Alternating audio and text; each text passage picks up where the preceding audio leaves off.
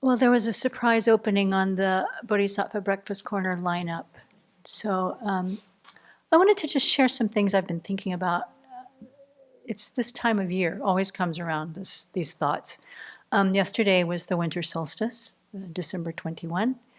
And Christmas is just a few days from now. And even though I have now been a Buddhist for 39% of my life, I just did the math,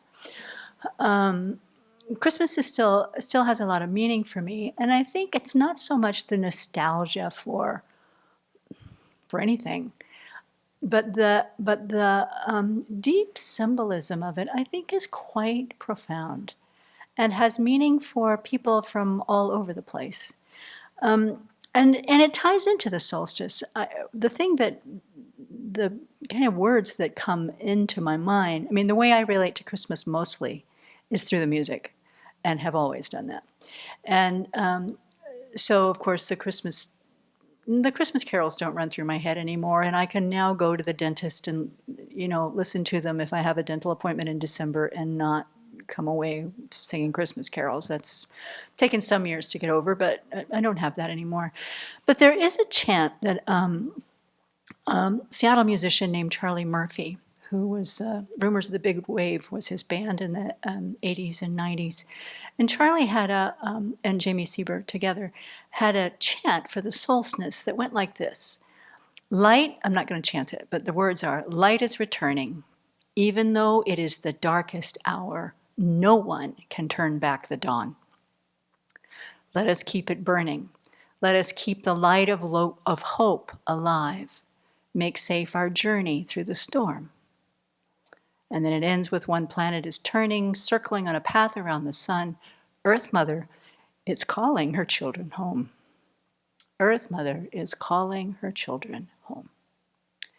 So this idea of light returning it's so universal in winter. I mean, if you just do a quick look at festivals, winter festivals throughout the history of time, this especially this turning point in midwinter, whether it's northern hemisphere where we do it in December or southern hemisphere where they do it in June, there are these festivals that recognize that the dark has gotten darker, darker, darker, and here we're so far north that our days get very, very short this time of year. And almost, I mean, you really notice it by February, but almost as soon as the season turns, you start to see that there's a little bit more light every day. And a little bit more light every day lifts people's minds, lifts people's hearts. So the Christmas story, a lot of Christmas rituals and stuff were adopted or adapted from the pagan eras that preceded it. And so these festivals of lights were so important. But as I listened to the songs and listened to the lyrics about, rejoicing in the return of the Messiah this time of year every year, it's like, symbolically, what is that?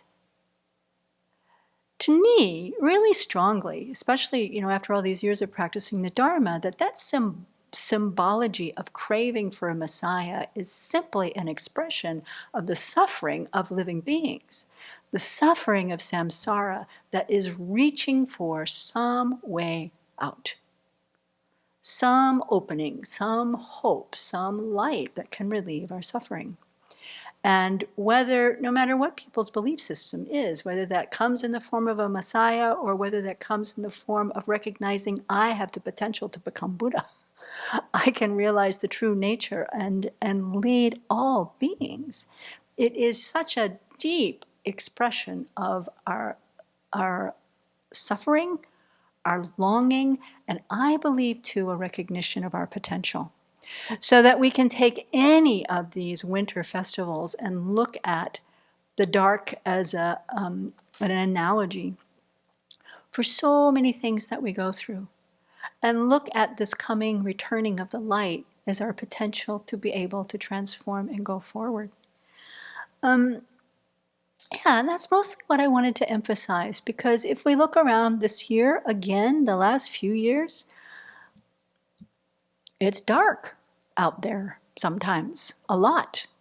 It's dark in the world since we've been going through this cold snap, and I think the whole country is experiencing this really Arctic, bizarrely Arctic storm. I talked to someone in Arizona the other day that they were having to put little little caps on the tops of the cactus to keep it from freezing. It's so cold in the Sonoran Desert even.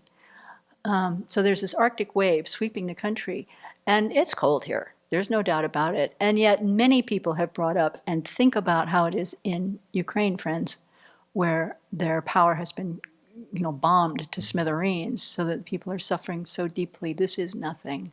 Let's be able to transform our own mild discomfort of being in the cold to be able to take on the suffering of other beings in this way.